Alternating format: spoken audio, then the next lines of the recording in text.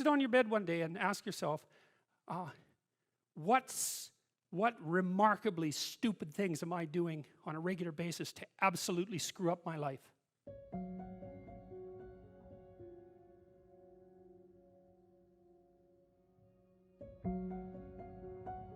There is no more effective way of operating in the world than to conceptualize the highest good that you can and then strive to attain it. There's no more practical pathway to the kind of success that you could have if you actually knew what success was. If you configure your life so that what you are genuinely doing is aiming at the highest possible good, then the things that you need to survive and to thrive on a day-to-day basis will deliver themselves to you. That's a hypothesis, and it's not some simple hypothesis, right? Because what it basically says is, if you dare to do the most difficult thing that you can conceptualize, your life will work out better than it will if you do anything else. There's no better pathway to self-realization and the ennoblement of being than to posit the highest good that you can conceive of and commit yourself to it. And then you might also ask yourself, and this is definitely worth asking, is do you really have anything better to do? And if you don't, well, why would you do anything else? If you orient yourself properly and then pay attention to what you do every day, that works. And I actually think that that's in accordance with what we have come to understand about human perception, because what happens is that the world shifts itself around your aim. Because you're a creature that has an aim. You have to have an aim in order to do something. You're an aiming creature. You look at a point and you move towards it. It's built right into you. And so you have an aim. Well, let's say your aim is the highest possible aim. Well then, so that sets up the world around you.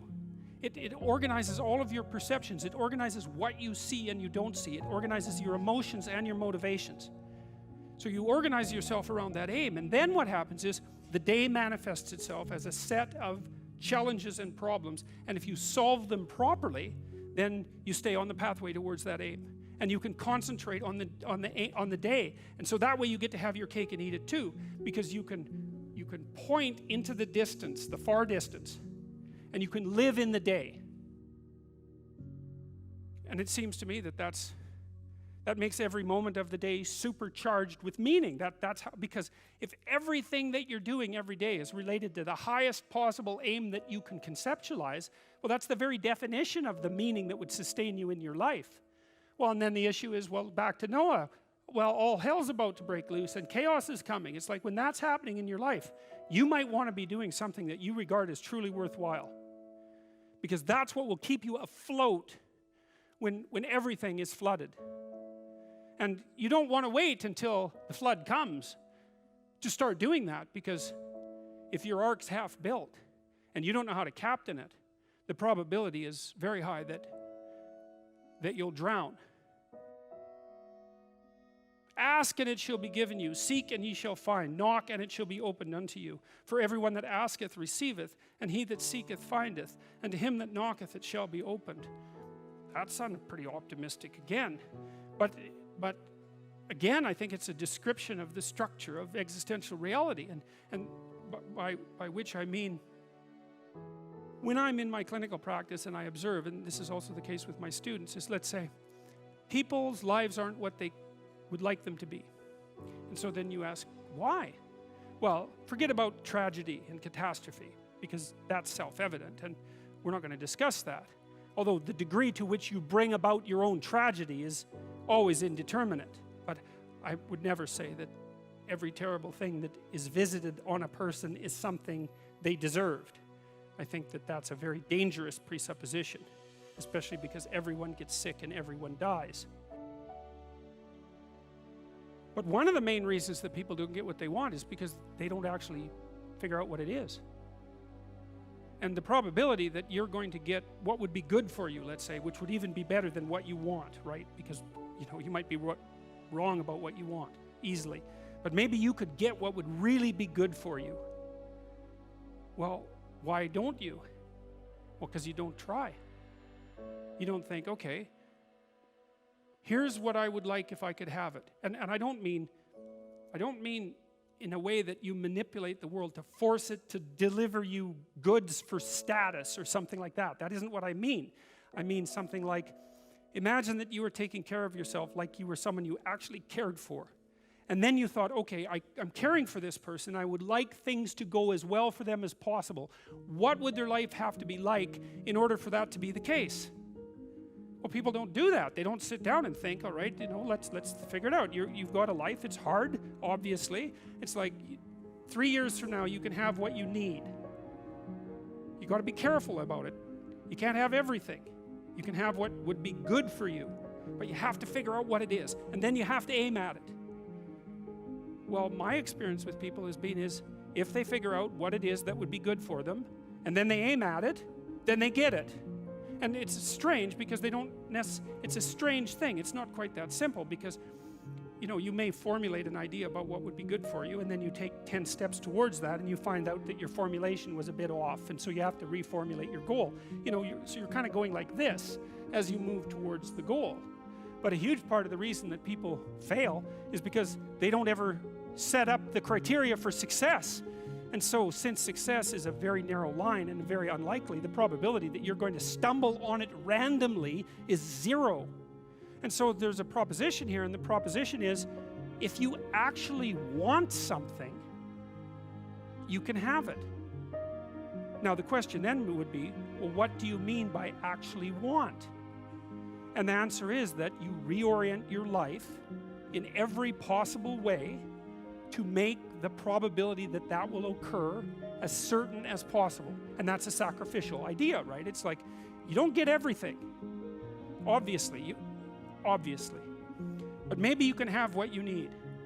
And maybe all you have to do to get it is ask. But asking isn't a whim or today's wish. It's like, you have to be deadly serious about it. You have to think, okay, like I'm taking stock of myself. And if I was going to live properly in the world and I was going to set myself up such that being would justify itself in my estimation, and I don't mean as a harsh judge, exactly what is it that I would aim at?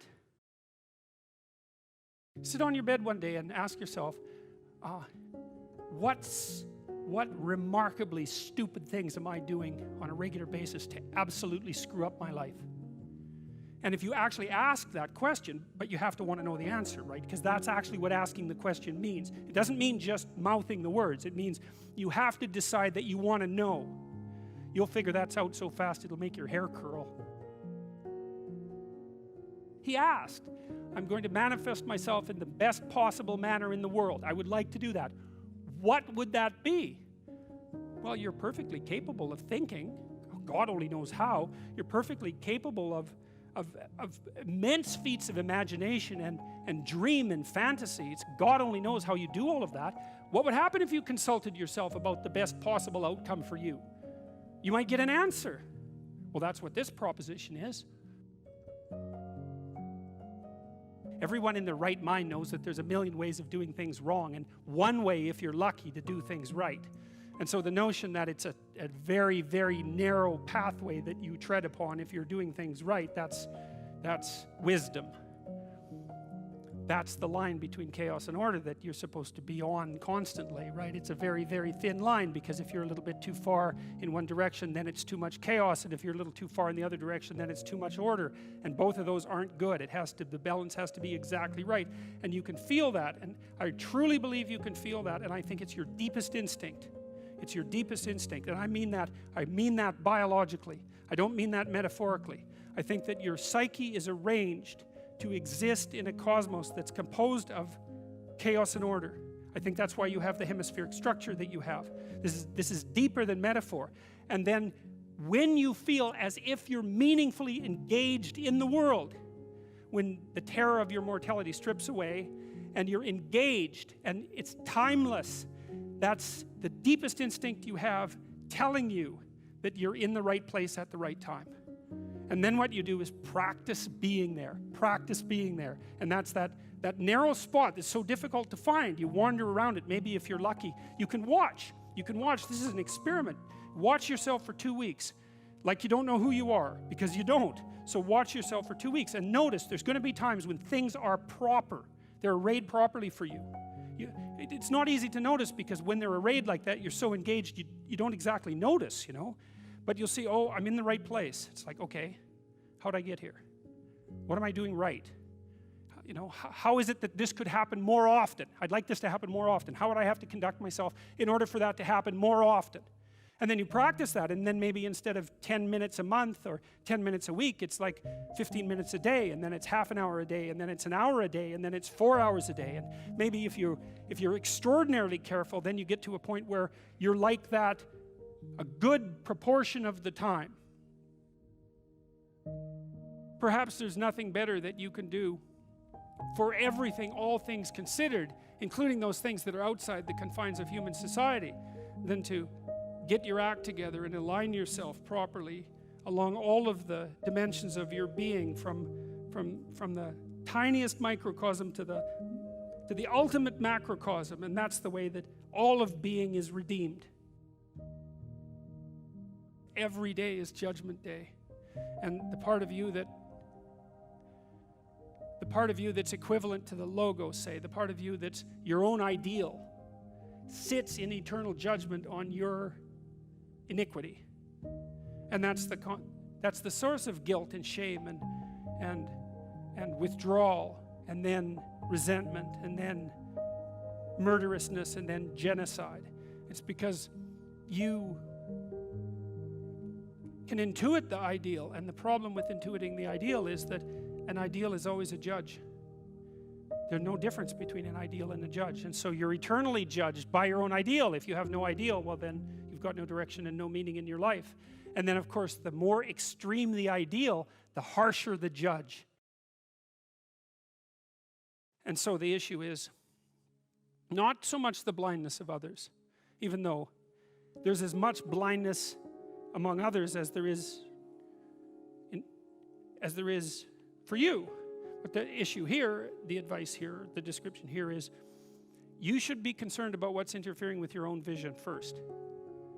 And you should leave other people the hell alone in relationship to that. And so if your mode of being in the world is, if you would just act better, things would improve for me, or if you identify the evil and the catastrophe as something that's outside, that someone else needs to fix, or that someone else is responsible for, then you're not going to fix that. And you're going to remain blind to the things that you're doing and not doing that make things not go well. And so it's just better to think, all right, I'm probably blind in many, many ways. And maybe there are some ways that I could rectify that, because it's highly probable that you're blind in all sorts of ways. I mean, in fact, it's virtually certain.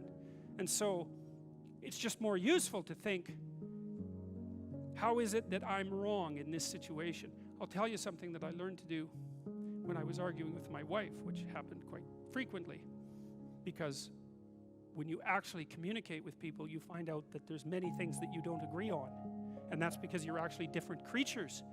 And so if you're actually going to have a truthful conversation, then you're going to find out that you don't see things the same way, and then you can either pretend that that's not the case and gloss over it and then end up in a 30-year silent war, or you can have the damn fight when you need to have it and see if you can straighten it out.